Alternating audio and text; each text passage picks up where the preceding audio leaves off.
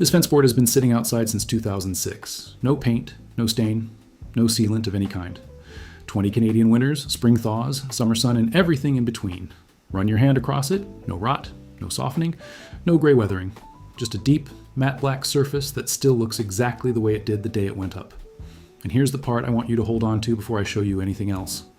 Done properly, this treatment protects wood for 50 to 80 years from a single application, sometimes longer. There are documented cases pushing close to 100 years with minimal maintenance. One afternoon, one application. And the wood is essentially done for the rest of your life. I'm going to show you exactly how a regular person does this. No special skills, no professional equipment, for practically nothing. So that by the end of this video, you can go do it yourself this weekend. That's charred wood. The surface was set on fire on purpose for about 60 seconds before it was ever installed. And the process behind it is somewhere between 300 and 1,000 years old, depending on who you ask. I'm not going to tell you this is some secret the building industry is hiding from you. It isn't hidden.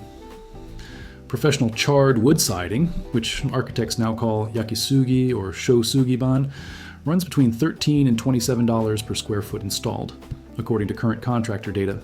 A full exterior on a mid-size home can cost $45,000. The contractors know about this. The designers know about it. What most people don't know is that the actual process behind that $45,000 price tag is something they can do themselves in an afternoon with a $40 propane torch and lumber from their local yard.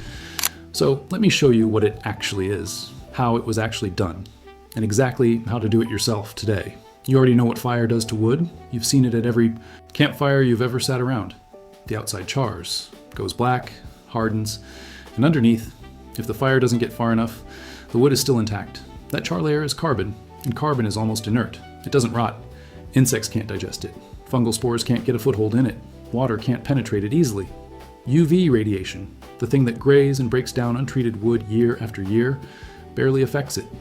What the Japanese figured out, somewhere in the Edo period, historians generally place this between the 17th and 18th centuries, primarily in the coastal regions along the Seto Inland Sea, is that if you control that burn precisely, you can carbonize just the outer few millimeters of a wood plank, while leaving the structural core completely untouched. The outer surface becomes carbon armor. The inner wood stays strong. The plank is now both protected and structurally intact. That's the whole idea. Controlled carbonization, not burning. Wood. Arming it. And here's the detail that gets me every time. Those original structures along the Seto Inland Sea, farm buildings, merchant warehouses, the kind of everyday vernacular architecture that nobody was preserving on purpose, have been standing for 200 to 300 years. The Yakisugi siding on them is still intact, in a coastal marine climate, with seasonal typhoons, salt air, high humidity for months at a stretch, and the charred wood held. That's not a claim. Those buildings are still there. Now here's the part most videos skip because it requires being honest about something. Not all wood works equally well.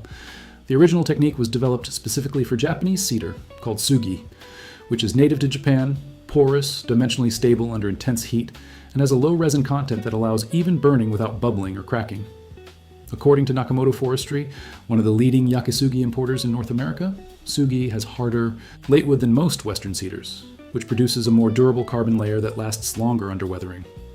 Authentic Japanese cedar, imported from Japan, is available in North America, but costs more and requires lead time. For most North Americans doing this themselves, the best realistic option is Western red cedar. It shares similar density and resin characteristics with sugi, produces a comparable char texture, and performs reliably as exterior cladding. It is the species most consistently recommended across the serious charred wood community for DIY exterior use. Cypress is the other strong performer, particularly for the American South and Southeast, where it grows locally. It chars beautifully into warm, dark brown to near black tones depending on burn depth, and its natural durability is excellent. Now the honest part about the others. Larch and Siberian larch are popular in Europe and produce beautiful patterns. They work well, but the carbon layer is somewhat softer than cedar, which means more maintenance and more frequent reapplication of oil in exposed exterior situations. Pine and spruce are the affordable, accessible options, available at every lumberyard in North America. They char readily and look good. Pine in particular has a dramatic grain that really shows through after burning, but pine's high resin content causes uneven burning and occasional resin bubbling under the surface. It's unpredictable. For interior walls, furniture, accent panels, and protected exterior applications, a covered porch and inward-facing fence, pine and spruce are completely viable. For fully exposed exterior siding in a harsh climate, they're a compromise. Use them knowing that. Dense hardwoods, oak, maple, walnut, can be charred and look stunning for furniture and interior pieces. But their density requires significantly longer torch exposure to build a real carbon layer. The burning is uneven and harder to control, and they are not generally recommended for large area exterior siding. One honest note from a peer-reviewed study published by the USDA Forest Products Laboratory: the Yakisugi process does not systematically protect all wood species from decay. In controlled decay testing, the only species group that showed consistent improvement from charring was cypress. For cedar and other species, the protection comes primarily from the sealed carbon surface layer, which is why the finishing step with oil is not optional. The char is the armor. The oil seals the armor. Here's how it was originally done, and it is genuinely elegant. 3 planks of cedar were taken and bound together into a triangular flue, face inward, forming a hollow, triangular chimney with the wood surfaces on the inside. A small fire was lit at the base. The natural updraft of the flue drew heat upward through the interior, charring all 3 face surfaces simultaneously and evenly from bottom to top. The whole burn took 3 to 5 minutes. Then the flue was opened, the boards quenched with water or left to cool, untied, brushed with a stiff brush to remove loose soot, and finished with linseed or tung oil rubbed in by hand. 3 boards at a time, 3 to 5 minutes per set. The entire exterior of a house could be processed this way by a carpenter and a helper in a few days. That method still works. Nakamoto Forestry's own team tried it on a farm east of Portland and documented the experience, and found that while the traditional flue method produces a more intense, even char, than a propane torch, it requires significant open space, fire safety preparation, and practice to get right. For most DIYers, the modern approach is more practical. The modern approach is a propane torch. Here's the parts list. And this is genuinely it. Cedar boards. Western red cedar, available at most lumberyards, runs roughly $4 to $8 per linear foot for 1x6 siding profile. For a fence, a shed wall, an accent panel a deck, or a feature wall, price your specific project and buy 10% extra for waste.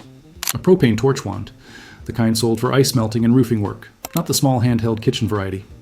A roofing-grade torch wand attaches to a standard 20-pound propane tank and produces enough heat to char wood quickly and evenly.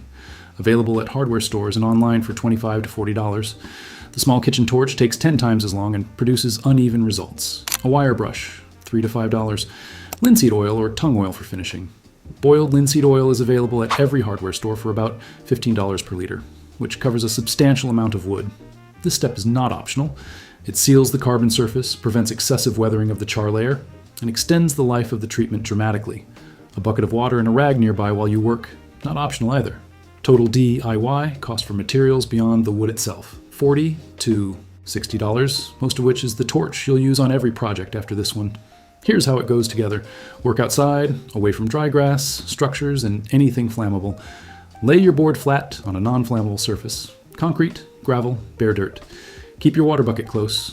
Hold the torch about 4 to 6 inches from the wood surface and move it steadily and evenly across the board in slow, overlapping passes. You're not trying to set the board on fire. You're trying to char the surface layer evenly and consistently. The wood will turn brown, then black. The grain will pop dramatically as the softer early wood chars faster than the harder late wood rings. That's the beautiful tiger stripe effect that makes this look extraordinary. Keep the torch moving, 5 to 10 seconds per area. Spend a few extra seconds on the end grain, which burns more slowly. Watch for the surface color shifting from orange-brown to a consistent charcoal black. That's your signal. For a light surface char, a softer brushed look with visible brown grain underneath, stop here. For the classic deep black alligator scale texture, continue a second pass on areas that haven't fully carbonized, watching until the surface begins to develop that characteristic crazed pattern. That texture is the carbon layer building depth. Once you have the char depth you want, let the board cool completely. Then take your wire brush and brush in the direction of the grain, applying firm, even pressure. This removes the loose surface soot and reveals the depth and texture of the char underneath. The more you brush, the smoother and lighter the final surface. Less brushing means more texture, more dramatic black. Stop where you want to be. Wipe down with a dry cloth to remove dust. Then apply a coat of boiled linseed oil with a rag, working it into the char surface. Let it soak in for 15 to 20 minutes, then wipe off the excess. The oil darkens the surface, deepens the color, and seals the carbon layer. Let it cure for 24 hours before installation or handling. Here's the one thing people get wrong: they rush the char. Moving the torch too fast leaves patches of unburned wood between the darker areas. Moving it too slowly chars through the surface layer into the structural wood beneath, which weakens the board and can cause cracking. The sweet spot is a slow, steady, even pass. If you're not sure, practice on offcuts first. Every species behaves slightly differently. Spend 20 minutes with scrap pieces before you touch your actual boards, and the difference in confidence and consistency will be obvious. And for any exterior application, in a fully exposed location, north-facing, ground level, high rainfall, reapply linseed oil every 2 to 3 years. The char itself lasts. The oil finish weathers. Refreshing it is a one-afternoon job per season that keeps the whole system performing the way it should. The thing about this that stays with me is how simple it actually is once you've done it once. Carpenters in coastal Japan were doing this with a fire, 3 boards, and a brush. No equipment beyond what was sitting on the job site. The process required no imported materials, no specialized chemistry, nothing that couldn't be sourced from the immediate environment. It extended the lifespan of local timber dramatically in one of the most demanding marine climates in the world, and the buildings it protected are still standing. That knowledge moved slowly for centuries, largely unknown outside the specific coastal regions of western Japan where it originated. Then architects began incorporating it into high-profile contemporary buildings in the early 2000s. Design media ran with it, and within a decade, it had become a recognized material choice from Tokyo to Toronto to the Scottish Highlands. It went from regional craft to global architectural trend in roughly 15 years. The $45,000 contractor price followed. The DIY version, the version that Carpenter in the Edo period was doing in 3 minutes per set of boards, did not. A propane torch, a wire brush, a rag, and a tin of linseed oil, and lumber from your local yard. That's it. That's the 1,000-year version. I don't know what your situation is or why you're watching this. Maybe it's a fence that's been graying out and you want something that lasts. Maybe it's a shed wall, an outdoor kitchen, a garden feature. Maybe you saw the finish on a building somewhere and wanted to know if you could do it yourself and how much it would actually cost. Maybe you just like knowing how things work and ended up here at midnight following a question you couldn't stop pulling on. It doesn't matter. It works either way. Now you know how. Take care and see you in the next one.